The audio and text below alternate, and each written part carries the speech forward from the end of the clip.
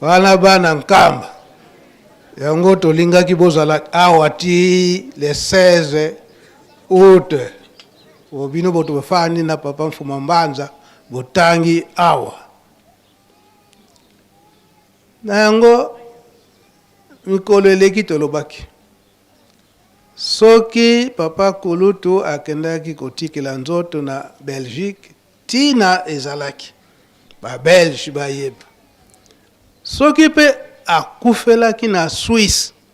na paragraphe wana totangi po batu nyonso wana babundisaki likambo tata Simon Kimbangu oyo papa Diangenda bundelaki tolandi te na Suisse po bango bazala batemwe yango alobaki ete nazokende na Suisse nayebi ke likambo ezali wana hôpital te wana kisi te kasi pona kokokisa likambo pona bayeba to comprendre sika wana sikoyo donc il y a des formalités n'ingénieurs na Suisse nazo ko remplir formalité aloba ko na biso le 12 juin na 91 kuna na Kinshasa na yango toyebi ke na likambo wana makambo mingi ezali papa Elebe aza pe na témoignage ndenge asalaki yango na ndenge azalaki na papa Mfumu Ndongo kuna na Suisse ye pe tokosenga ye aleka bajene oye tozomona yango ya mulai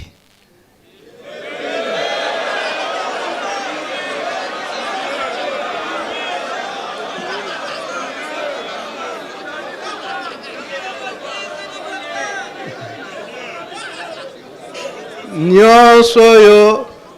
papa Luntadila azoyebisa yango na papa Mfuma Mbanza atsali détail nyonso wana et puis papa Luntadila ayebisi ngai ke yo mwana papa Mbela retenir malamu asalaki mabeto malamu oui papa Elebe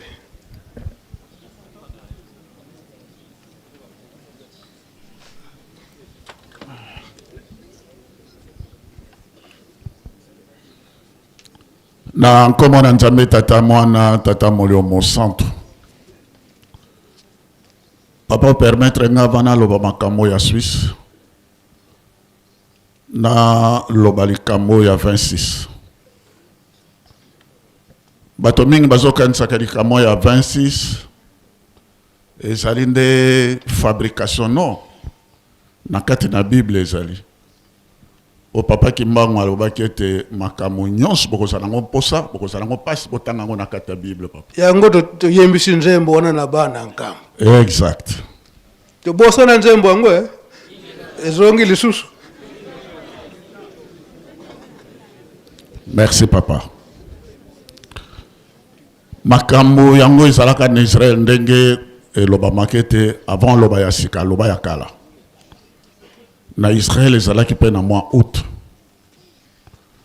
exactement le 29 août l'an 70 après Nkolo Yesu tango wana Nkolo Yesu alobelaki likambo alobaki ete tango na suka ekozala tango bokomona mbindo na libebi eke kokota na esika ya kibosantu eke kotouche esika ya kibosantu wana nde boyeba ete makambo nyonso ekomi na suka yango nde ekomami na Matthieu chapitre 24 verset 15 donc eza na Bible alobi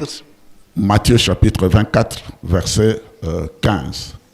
Nkolo Yesu ye moko a rappelé to verset wana ezali ko rappeler oyo prophète Daniel alobaki na Daniel chapitre 9 verset 27 donc ça makambo Bible et makambo wana ezali ko zongisela biso na Apocalypse chapitre 13 verset 18 verset kaka moko wana na kotanga yango papa likambo ya 26. Donc makambo oyo ezali koya na kati ya lingomba ezali makambo esakolama nde ezali kokokisama ndenge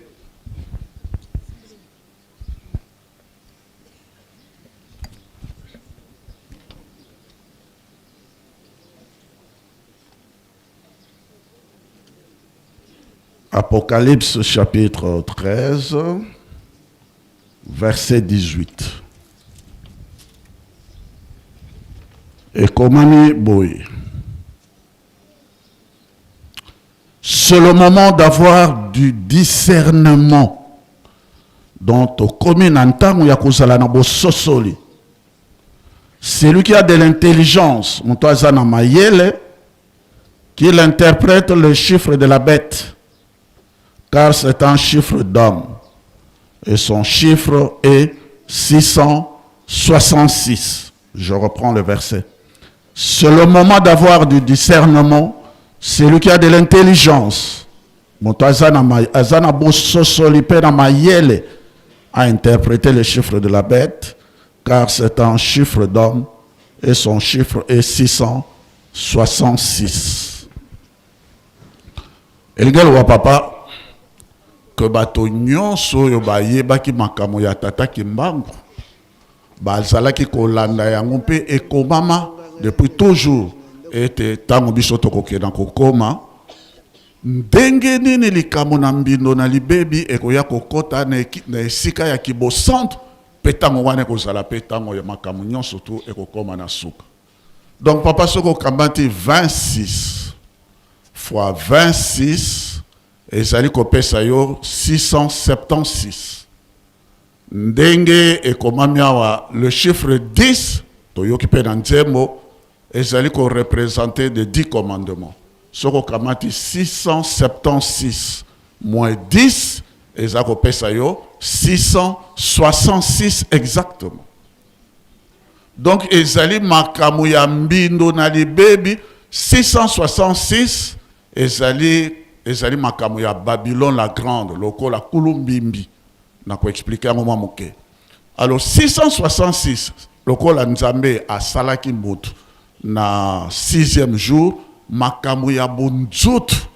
makambo yo nyonso tu etali ya bonzoto penza bonzoto yango na ba répéter yango 3 fois 666. Makambo ya mokeli, makambo ya bonzoto, makambo ya mabe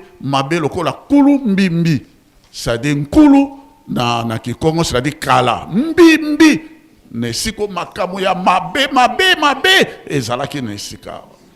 Donc Apocalypse chapitre 18 tout ça. Donc makambo ya bonzoto,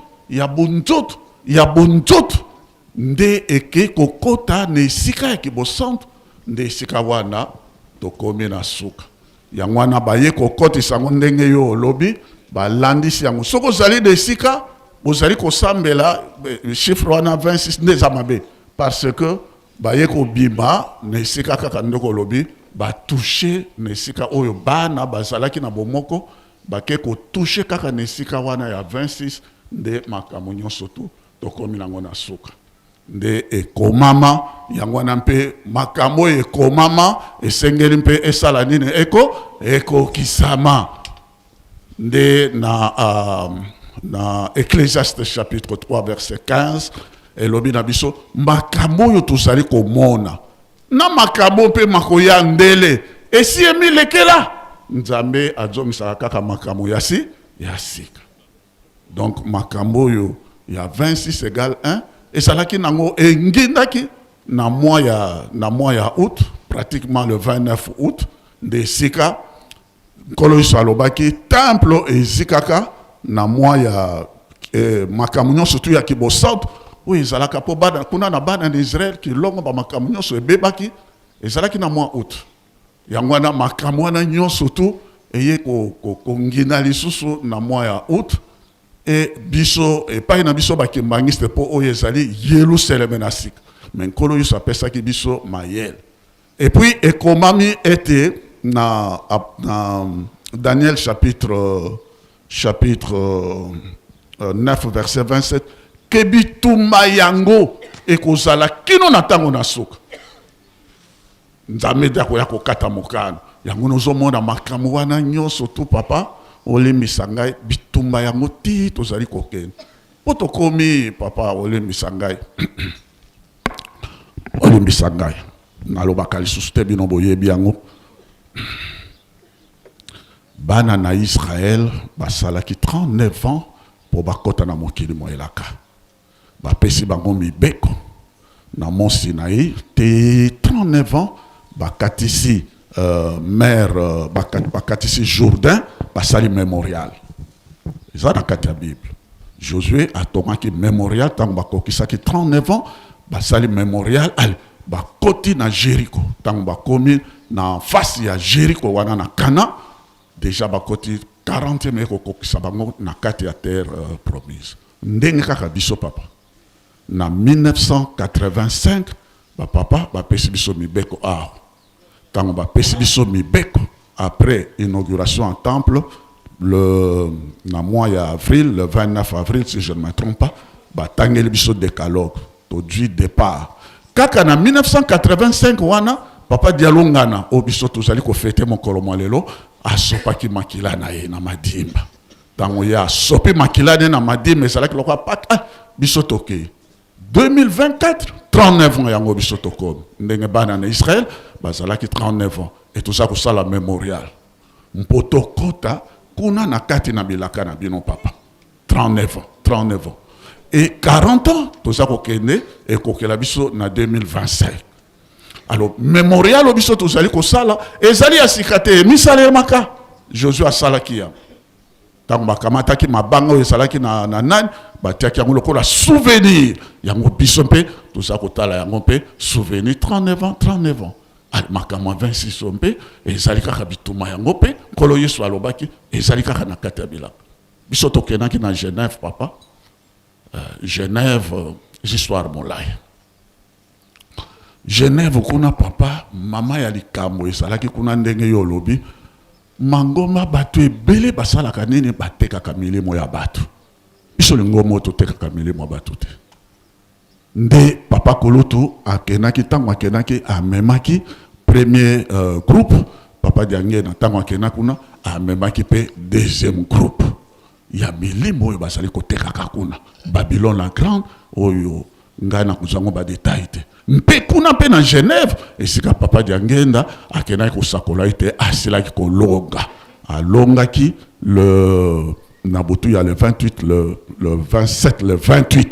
le 28 juin nde ye asakolaki na biso ezalaki ngai na papa Ben tozalaki na ye asambeli mpe ayebisi biso ke mokili mobimba ezala maboko na ye asi alongi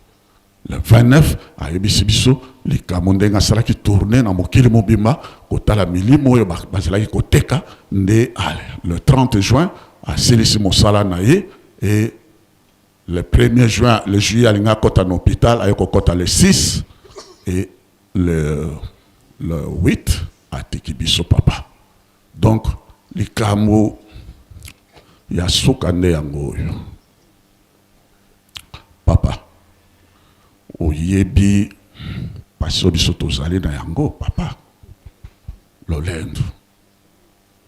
loba mwa makasi lolendo otindaki ngai batata bamama nazolobela bino ya solo ndenge ndeke oyo eza témoignage nazopesa na 2003 batindelaki papa mokonzi ya bule batindelaki invitation akenda na Allemagne na Honken Saint Egidio ba catholique batindelaki invitation wana papa alobi na kokende te papa lebe kende nga na kei kuna na invitation batindelinga na kei kuna eh bien nga na komelaki conférence nanga parce que tokenaki na RDC tozalaki feu cardinal Etiao nangai tango tokei kuna conférence nangai déjà ici à mikenelaki cardinal Etiao pe à son âme yempe asalaki aye conférence tozalaki deux conférenciers na session il y a septembre 2003 na Honken en Allemagne batata ba maman conférence nangai naza ko présenter yango lobby na 10 heures en panel papa papa dia papa mokonzi abole papa Simon Kimbangu kiangani boza kobomba mabiso tango molai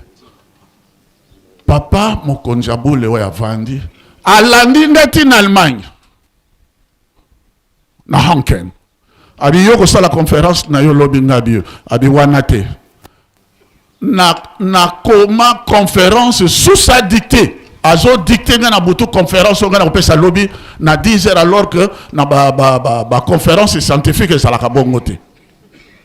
a dicté nga na silisi yango tango esili ba yoko toke ba lobby non tongo pesetan na lobby na papa lembe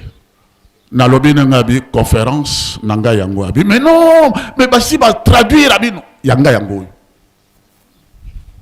de yende moto a dicté yango. Après ça, na kei na centre de conférence, tant on a commis qu'on a yebisi bango je ne passe pas à 10 heures, je passe à 16 heures. Conférence c'est là qui sur les religions africaines. Tango na présenté balobi mais secrétaire à lobby, mais ce n'est pas possible. On a déjà traduit Gabi, c'est ma conférence. Directeur pédagogique, mais qu'est-ce qu'il y a une conférence dans Gayango? Donnez un peu ça. Attendez, première page, deuxième page, c'est excellent. Il passe à 16 heures. C'est bon. C'est bon. Alors, je suis passé à 16 heures. Et conférence, va traduire en 8 langues. Et j'allais dans site, il y a Saint-Isidio. Session, il y a en portugais, en espagnol, en anglais, en tout ça va traduire. Et ma camonio surtout, il s'est dit qu'on le kana mokeli, il y a monde au coma qui a une conférence. Bon. Naye mutu a dicté une conférence. Nangai mutu na komi. Nana Zamaye.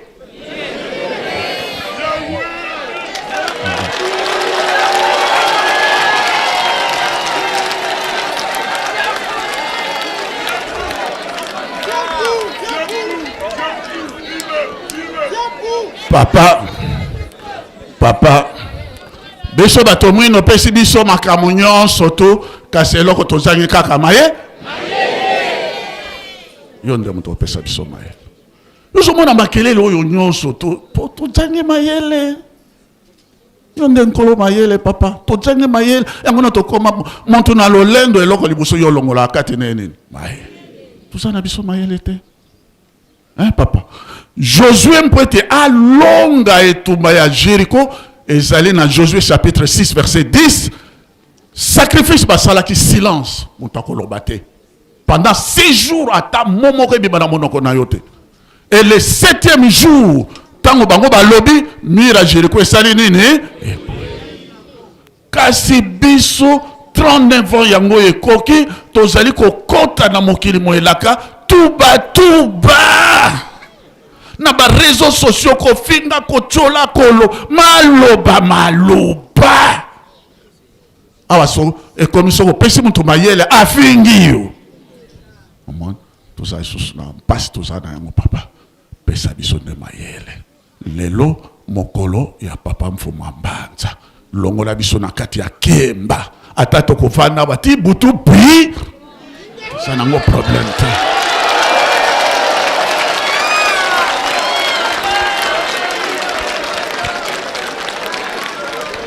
Pesa biso mayele na selese na komba tata mwana molio mo centre amen.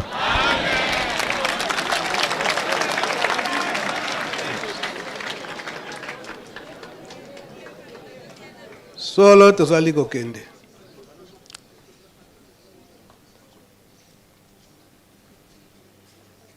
Solo tozali kokende. Papa Luntadi là, c'était au mois d'août. À se défouler à l'objet, papa n'a jamais combat. Mais combat n'a pas tout suscité, n'a bana. Papa Luntadi là. Si Kandé n'a pas baboya, en tant que secrétaire général, Nazali kosala programme pour yo papa ozala introniser lingomba eyeba yo publiquement pe l'état ayeba yo eke yo penza oyingele na esika ya papa Diangenda. Mais esika pote na kende na leta poete yo papa Mfumwalongo papa Dialunga na Kiangani oyeba na ete yo mutu yingile esika ya leki na yo papa Diangenda, mais ekomi kale banani bana nazomona bana pe bambuta mususu ya Lingomba kasi nazoyeba te sikoyo ndenge oza ndenge wana papa depuis le 8 juillet biso toyebi eke yo mokonzi ya Lingomba kasi na Lingomba penza solo nani to telemisi yo te na leta pe ayebi yo te. Papa Mfumwambanza alobi ete bon ya nsikila kwani kwa Dibundu ebonso buna programme Dibundu kanzai bandela nanu na Lingomba ndenge bobungisili programme bongo makambo ya leta tokotala yango sima ndenge wana intronisation papa Luntalila akendaki ko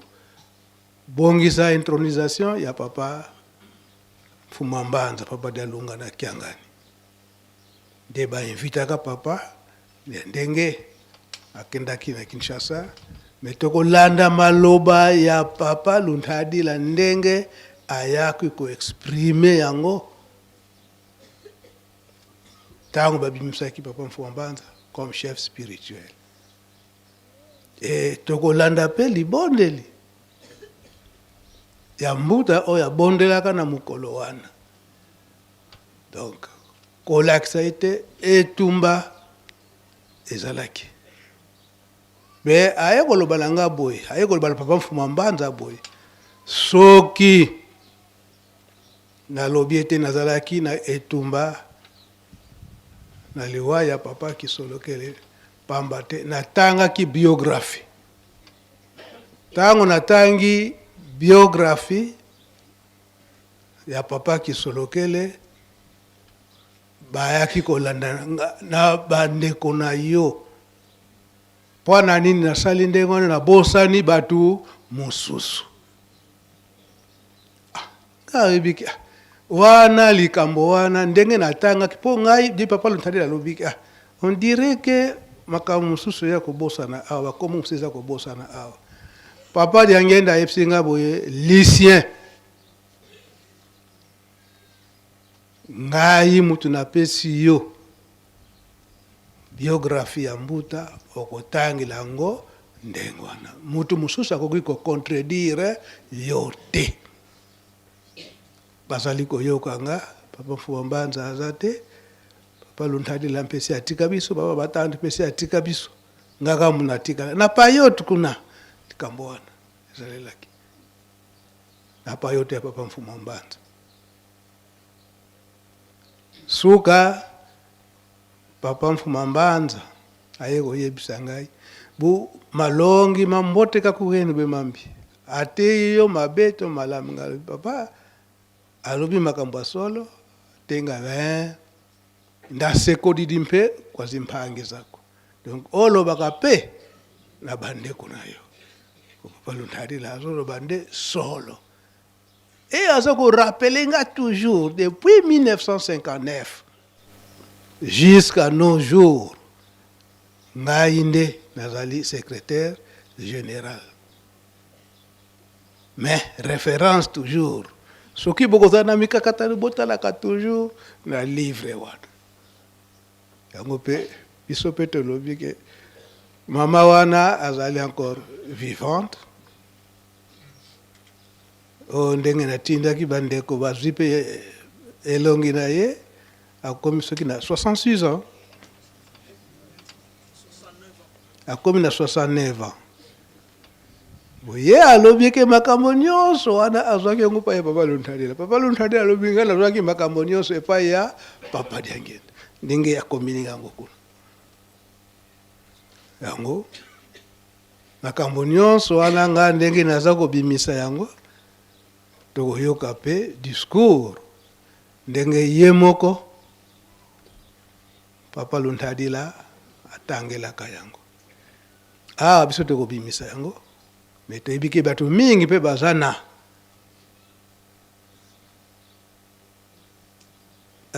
film wana obsèque ya Papa Kisolokele okoki kolanda na bino ndenge Papa Luntadila atangelaka biographie ya Papa Kisolokele yango tokosenga bato ya presse donc recours kaka tozokosala parce que soki oza témoin ya likambo donc faut kobimisa nyonso Papa Dangenda alobi yango naboyi nanga esika nakokende yo makambo ndenge nini obombaki yango nakoloba ete yoka nayokaki kuna kobanga tikala lobela yango kaka awa kuna esika ezalaka salaka te presse. Représentants du gouvernement de la Réunion nationale, Monsieur le ministre, Monsieur le secrétaire d'État, honorables députés, chers frères et sœurs dans les Seigneurs,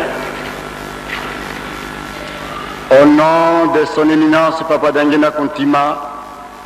chef spirituel de l'Église de Jésus-Christ sur la terre par son envoyé spécial Papa Simo Kimbangu, qu'il nous soit permis de vous adresser ces quelques mots. En cette circonstance, c'est d'une façon particulière aux autorités politiques et militaires de ce pays. Kelo est né le 12 février 1914 en Kamba, de Papa Simo Kimbangu et de Mama Marimouel Kiawanga Nzitani, dont il est le fils aîné. Dès son bas âge, il est resté à côté de son père et devint plus tard le témoin privilégié de son ministère. À partir du mois de juin 1921, lorsque la tentative d'arrestation de Papa Simo Kimbangu échoua,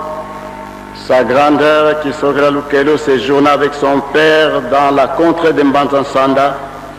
et après l'arrestation de Papa Simo Kimbangu le 12 septembre 1921, Papa Charles Kisolokela Lukelo sera lui aussi arrêté, jugé et condamné. Pendant l'interrogatoire, il défiera l'autorité du commandant de Rossi et fera preuve d'un courage exceptionnel, en dépit de ses 7 ans d'âge, en confirmant avec force les miracles opérés par son père.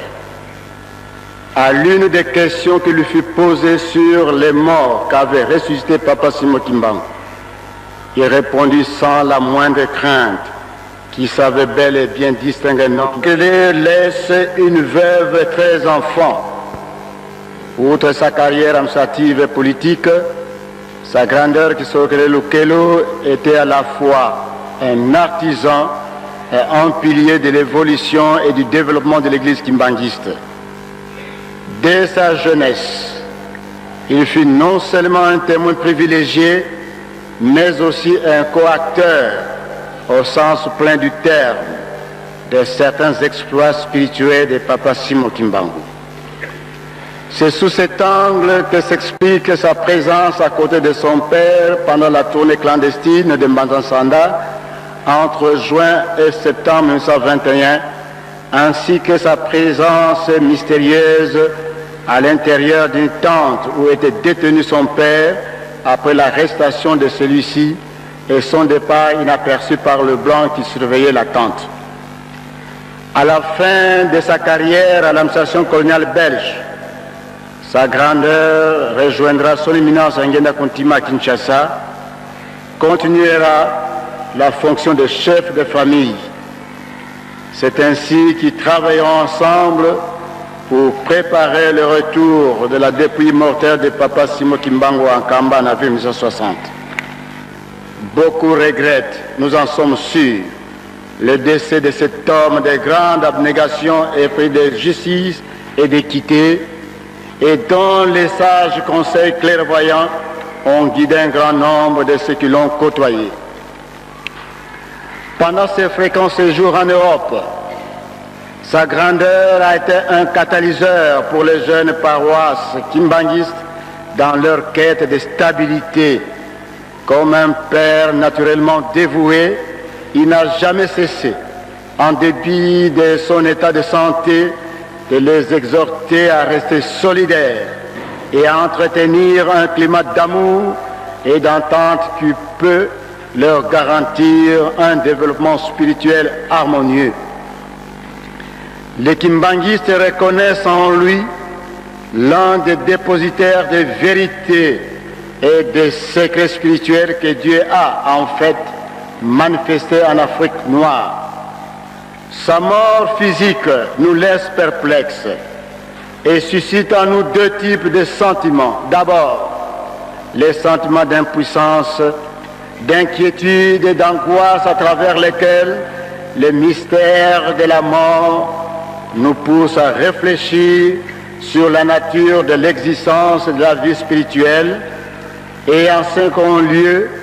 les sentiments de joie, d'espérance et de confiance en notre Dieu qui a toujours été fidèle à sa parole, et de la certitude que la mort n'est qu'une transition par laquelle nous entrons dans une vie glorieuse, plus belle, plus puissante et éternelle. Chers frères et sœurs kimbanguistes, ce deuxième type de sentiment, qui est le reflet de la vérité sur la disparition de notre cher papa, elle est un moment de séparation entre le corps physique et l'être spirituel, car en effet, Saint Paul affirme cette vérité biblique dans 2 Corinthiens, chapitre 4, verset 7, lorsqu'il dit « Nous portons ces trésors dans des vases de terre, afin que cette puissance supérieure soit attribuée à Dieu et non pas à nous. » Fin de citation. Au monde en 1914, pendant que le monde était secoué par la Première Guerre mondiale, et nous quitte au moment où le monde entier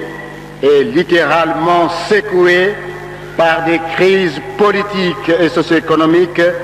aux effets aussi catastrophiques. Quelle drôle de coïncidence que l'intelligence humaine découvre dans la comparaison de ces deux époques. Est-ce une simple coïncidence ou c'est le dessein mystérieux de Dieu qui se dévoile devant nos yeux? En fait, le Seigneur dit dans Ésaïe, chapitre 55, verset 8, que, je cite, « Car mes pensées ne sont pas vos pensées, et vos voix ne sont pas mes voix. » Fin de citation. C'est ainsi que nous comprenons enfin que la mort de sa grandeur Kisokele Lukelo s'inscrit indubitablement dans le plan que Dieu a fixé dans sa liberté pour son peuple. Maintenant que sa grandeur est entrée dans le royaume des cieux, dans la nouvelle Jérusalem,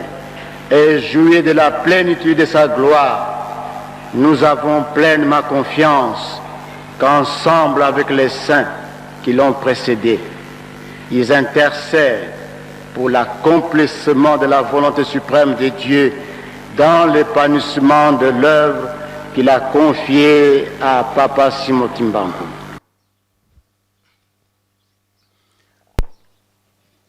Nabanza na commentaire mingi te na kocha na isika wana, message ezali très clair. Biso moko tososola na esika wana. Nabanza na ibandila lobi mlamu ete nyonso wana ya tangi euti epa ya papa Diangenda. Mais Azako répétait toujours, en tant que secrétaire général 1959, et Koka qui a 32 ans, wana alobi ete manso onga na bandaki kosala. Toujours Azako tindanga epa ya yemoko papa Diangenda. Je ne peux pas faire le contraire. Et je ne pouvais pas faire le contraire. me sikoyo ekomi ke me na bino bana na ndamba bambuta mususu bakoti awa na pa yote zulu babaka bona sikoyo papa Mfuma Mbanza ayebisi boye sikoyo lokola ekomi na tour na ngai intronisation na ngai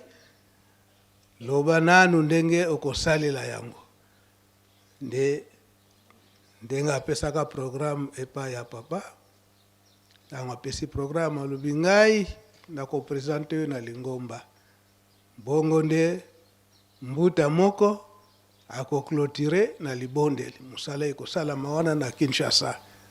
kasi oyo etali na niveau ya leta yo papa bongisa wala papa Luntadila bongisa pamba te ekomonana ti okotika biso leta akotikala koyeba yote na ntango wana bana kaka na likambo wana nazongeli yango mutu na mutu akosala na bandimi na ye pe akosala pe Lingomba na ye papa Mfuma Mbanza ayebisi ye boye muna ntangu yina ubalongela bana baleke bako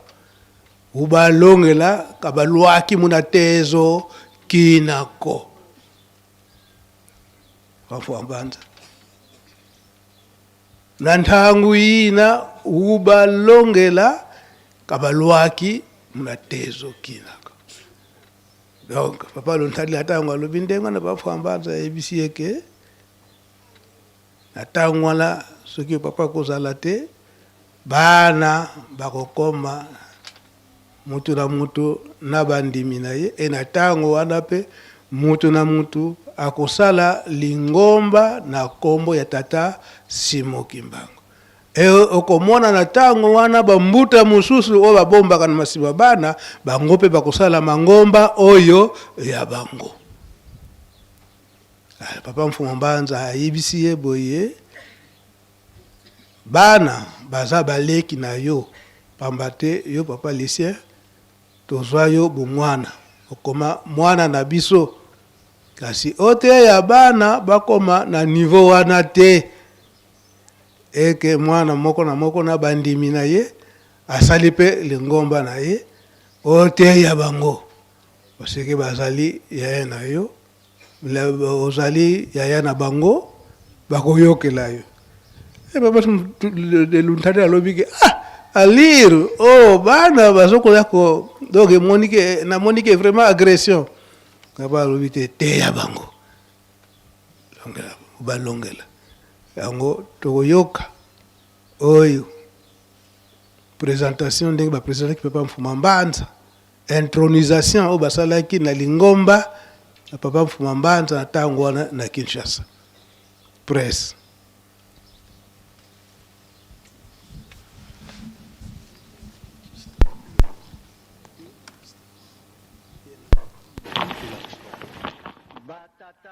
Peba mama biographie ya papa Dialunga na Changani Paul Salomon tokotanga yango na français pe tokopesa kopi oyo na papa Bobei nde abana kotangela biso yango na Lingala na français soko batuni qui est papa Dialungana tokozongisa boye sa grandeur papa Dialungana Kiangani Salomon Paul est né en Kamba le 25 mai 1916 de papa Simon Kimbangu et de maman Mwilu Kiawanga Nzitani Marie. À l'âge de 5 ans, soit en 1921, son père s'est mis à l'œuvre du Seigneur Jésus-Christ en sa qualité de l'envoyé. Lorsque papa Simon Kimbangu fut arrêté et condamné à mort, relégué au Katanga, papa Dialungana, sa mère et ses 2 frères sont aussi arrêtés et emprisonnés à Mbanzangungu, alors Thèseville. Dans la prison, Papa Simon Kimbangu dira à son fils Dialungana que lui sera relégué au village avec sa mère Mouilou et sera établi gardien ou sentinelle de la cité sainte d'Nkamba, Jérusalem. Tandis que ses deux frères, Papa Kisorge Daniel Charles et Papa Diangenda Joseph, sont internés à la colonie scolaire de Boma, toujours comme relégués. Papa Dialungana Kiangani vivra en résidence surveillée. Plusieurs fois accusé et jugé, il répondra aux multiples appels judiciaires en Kamba et à Tezville, à 70 km jusqu'au 21 décembre 1959. Au village de Nkamba, Papa Dialungana s'adonnera aux travaux de champs. Il apprendra également le métier de couture au village. Papa Dialungana Paul Salomon fit ses études à l'école du village lorsque le gouvernement colonial autorisera l'ouverture de l'église ainsi que les écoles dans la région de Bangou. Durant cette période de chasse, de persécution et arrestation des kimbanguistes, Papa Dialungana suivra sa formation biblique chez les protestants de la mission baptiste de Gombe-Lutete. Pendant ce temps, Maman Mouilou Marie, sa mère,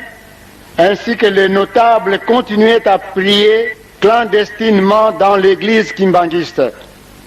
Papa Dialungana Kiangani s'est marié à Mama Kiwasi Souloua Kisika, d'abord coutumièrement, et religieusement dans l'église kimbanguiste, toujours dans la clandestinité. Mais comme catéchumène en l'église protestante, les missionnaires de Gombe-Lutete voulaient que Dialungana soit baptisé par eux et que le mariage soit également célébré dans l'église protestante. Cette proposition des missionnaires protestants n'était pas acceptée par les notables de Kintouadi et refusèrent de ne plus se faire baptiser ni célébrer leur mariage religieux à Voula. Les protestants lisent la Bible, disent-ils, pendant le mariage, comme cela s'était réalisé au sein du Kimbanguisme lors des cérémonies de mariage religieux de Papa Dialungana. C'est que Papa Salomon n'avait plus besoin d'un second mariage religieux. De son foyer avec Mama Kiwa naîtront 6 enfants qui sont Maman Kwakia de Suzanne, Papa Kimbangu Kiangani Simon, Papa Zako Kiangani Jean, Papa Mbenza Kiangani André, Maman Sona Mouilou Marie, Papa Diangenda Kiangani Joseph. Concernant le baptême de Papa Dialungana Kiangani Salomon Paul, vu l'âge avancé de Maman Mouilou, les notables de Kintouadi avaient demandé les renseignements à Papa Simo Kimbangu en séjour de relégation au Shaba ou au Katanga au sujet du baptême, c'était en 1948, car il fallait que Papa Dialungana soit baptisé. La suite en était qu'on ne pouvait pas baptiser dans l'eau, mais plutôt un baptême spirituel. C'est-à-dire tenir les catéchumènes en lui imposant les mains au nom du Père, du Fils et du Saint-Esprit. Ainsi, après examen sérieux sur la conduite de Papa Mfumambanza, il plut au notable le Bambuta d'alors de baptiser Papa Mfumambanza pour aider Maman Mouilou Marie dans ses occupations spirituelles. Papa Dialungana était le premier chrétien kimbanguiste à être baptisé spirituellement en 1949 selon les rites kimbanguistes. Et c'est lui-même qui nous racontait ces récits il y a déjà 1 mois en Kamba. À partir de ce moment-là, on a alors les baptêmes spirituels comme l'a dit Jean-Baptiste, je cite, « Je vous baptise dans l'eau, mais celui qui vient après moi baptisera dans l'esprit. » Fin de citation. Les officiants de cette cérémonie de baptême étaient les notables suivants. Tata Kinyuka Alphonse de Lukengo, le nom que Papa Dialungana nous a communiqué. Tata Diatuka Pierre de Kiana, de Mtsenga. Tata Munku Samuel de Malanta. Tata Ndonga Lankondo de Mbanzangungu. Tata Lunkotela Nathanael de Mbanzangungu. Tata Mfuka David du Congo-Brazzaville. Tata Nkunku Philippe du Congo-Brazzaville. Et Tata Jean Moukoko de Massang. Profitant de cette reconnaissance tacite en 1958,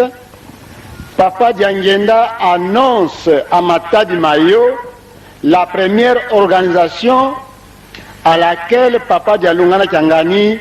apposera la signature le 9 novembre 1959 sur les documents organiques adressés au gouvernement colonial belge pour l'obtention de la reconnaissance officielle de l'Église le 24 décembre 1959. Et je voudrais préciser que ce document adressé au gouvernement colonial belge n'a pas été signé par Papa Diangenda, mais a été signé par Papa Dialungana, bien sûr avec autorisation de Papa Diangenda Joseph. Papa Dialungana Kiangani Paul Salomon est porteur d'une médaille d'or de mérite civique. Il est aussi grand officier de l'Ordre national du Léopard. Papa Dialungana a écrit plusieurs livres. C'est un grand écrivain. Alors, écrivain biblique, religieux, spirituel. Et je m'en vais vous citer les titres de ces livres, de ces écrits, qui sont écrits en Kikongo, que le secrétaire général vous fera l'honneur d'organiser un groupe de traducteurs en toutes les langues. Et toutes les régions et tous les continents seront représentés. Ces livres sont, donc le titre de ces livres, Tufim pour le sono Kiankandanzami, Nsiku Yemalongi Madibundu, Nsikulusu Adibundu, Nzambi Kazolanga Masumuko, Ntiamusu Alukwikulu Lueto. 6. Yerusalemi Imbanza Nsilulu. 7. Tutunga Kinlongo Kianzami. 8. Nkembo Ntatu Nyayave. À la mort de Mama Mouilou en 1959, Papa Diangenda deviendra chef spirituel et représentant légal, tandis que ses deux frères, Papa Kisolokele Daniel Charles et Papa Kiangani Dialungana Salomon Paul, deviendront chefs spirituels premier et deuxième adjoints. En 1992, au mois de mars, le chef spirituel premier adjoint, Papa Kisoya Lukelo, meurt. Au mois de juillet de la même année, ce fut le tour de Papa Diangenda de nous quitter. À partir de leur disparition, Papa Dialungana Kiangani Salomon est devenu chef spirituel et représentant légal de l'Église. Pour concrétiser cette élévation comme chef spirituel et représentant légal, il est de coutume qu'une déclaration soit signée par les membres effectifs qui sera déposée au ministère de la Justice. Déclaration qui sera publiée au journal officiel. En voici la teneur. Conformément à l'article 6 des statuts de l'Église kimbanguiste et à ses règlements d'ordre intérieur appelés principes et méthodes, les membres effectifs de l'association sans but lucratif Église de Jésus-Christ sur la terre par son envoyé spécial, Papa Simon Kimbangu ont fait une déclaration suivante. Nous sous-signés, formant la majorité des membres effectifs de l'association sans but lucratif Église de Jésus-Christ sur la terre par son envoyé spécial Simon Kimbangu, qui bénéficie de la personnalité civile en vertu de l'ordonnance numéro justice /2/149 du 1er décembre 1960, modifiée par l'ordonnance numéro 143 du 24 septembre 1962 et suivant arrêté ministériel numéro 87 du 31 mars 1967, approuvant les statuts et la nomination des personnes chargées de l'administration ou des directions de l'association sans but lucratif Église de Jésus-Christ sur la terre par son envoyé Simon Kimbangu, déclarons par la présente avoir désigné en date du 12 septembre 1992 la personne peut amplement qualifiée ci-dessous en qualité de représentant légal, chef spirituel, sa grandeur, Dialungana, Kiangani, Salomon, Paul.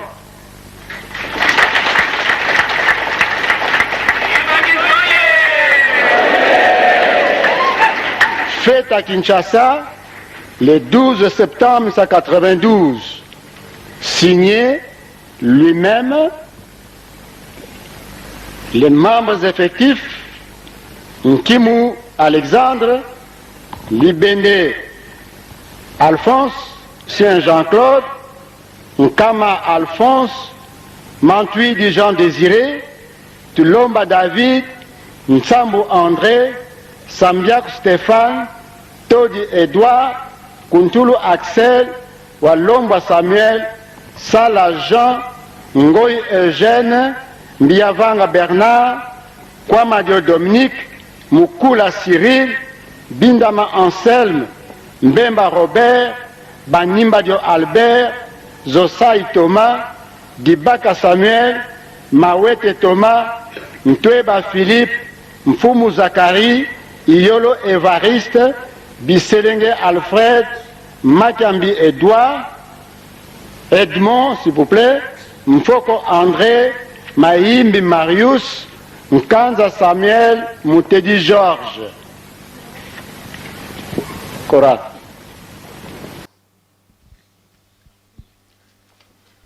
Bajenoyi. Tolandi malamu, hein? Mais po akoma na po wana papa Luntadila awa na pa yote na papa Mfumambanza. Azwingai temwe na papa Batando. Azwa sala makambo nyonso wana. Azo ko expliquer pa ya papa.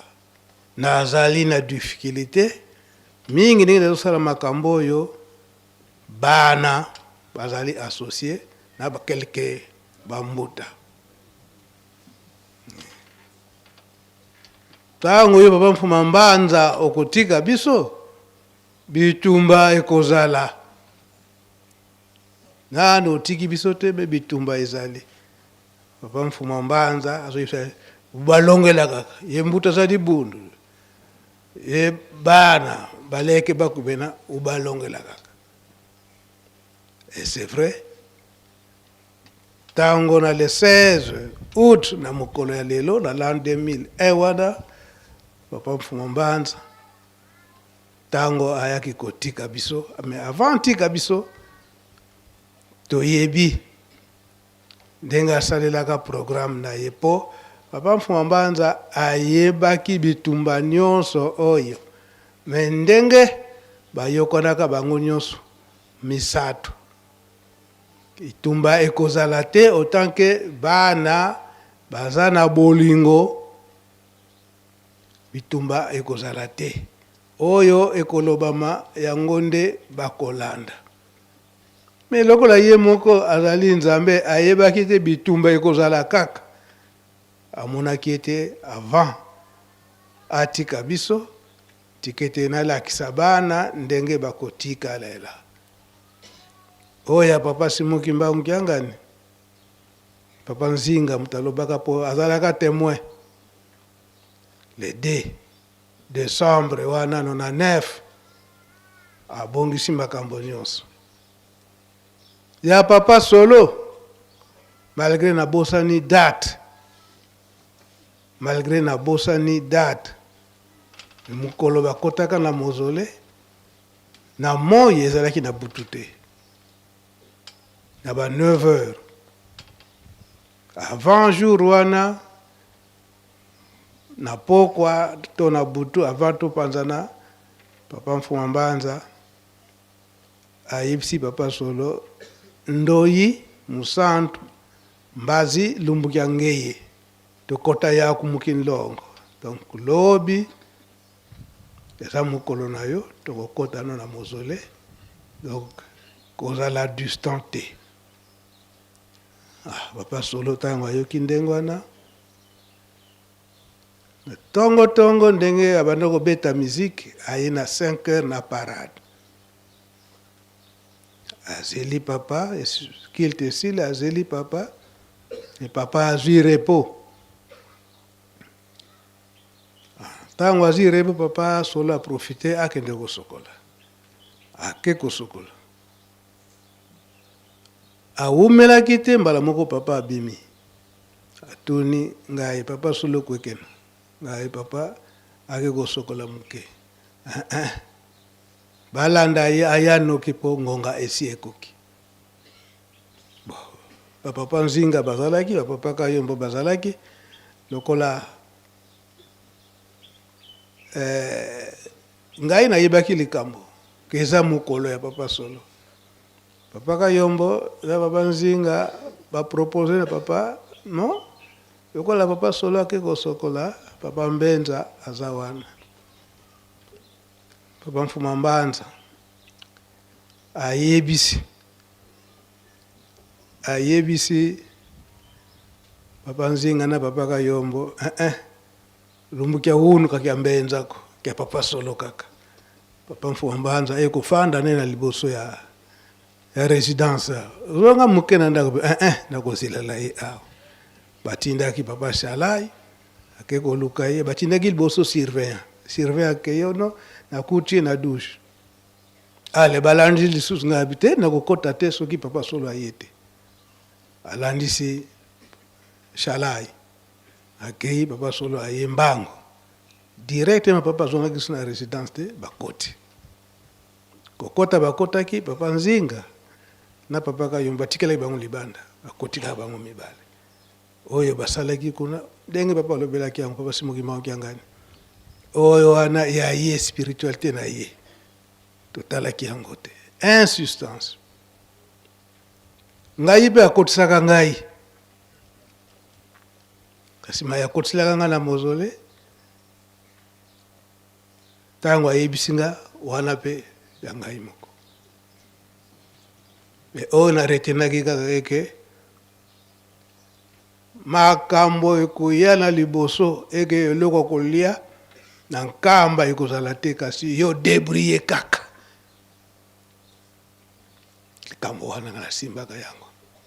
okomona eloko kolia eza te me yo débrouiller kaka wana ya ngai na makambo mosusu esika wana nde ayaki koyebisila ngai ke makambo mosusu ekoya me nalobi kaka ete esika ngai nakotikela nzoto na molimo kozanga te ekomaki na ngai équation kasi ayebisinga kasi ezala makasi na mabondeli bo ngai nayebi te mokolo wana eza boye te makambo ayebisaka ngai yango wana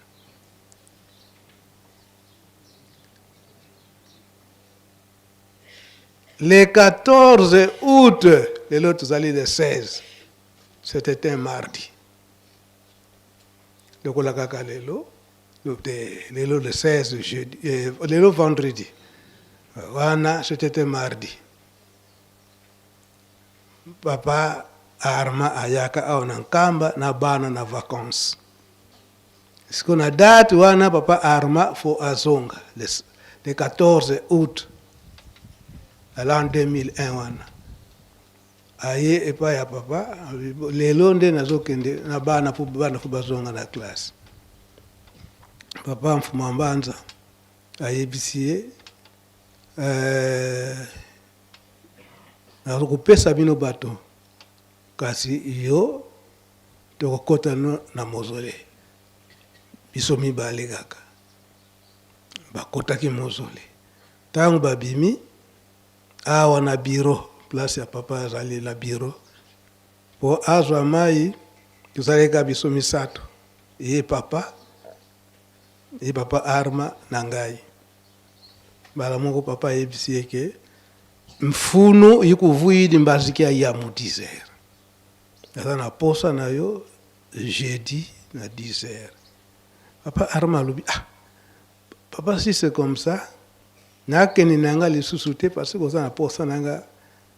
jeudi na 10h lelo soki nake mardi lobi nazonga lisusu kambenza lobelanga pa ya papa po nakende lelo po natika kaka bana lobi nazonga awa po classe ya bana ekosala nango likambo te ata mokolo moko ekosala nango retard te tokende kaka ensemble jeudi papa yesi nkatu ngeye ndendi kaka basikia ya mfunu yikuvuidi mu 10h papa Arma akomaki na equation bonazonga lobi kufutuki mbaziko kanti kia kaka mu 10h mfunu yikuvuidi papa Arma akomaki na equation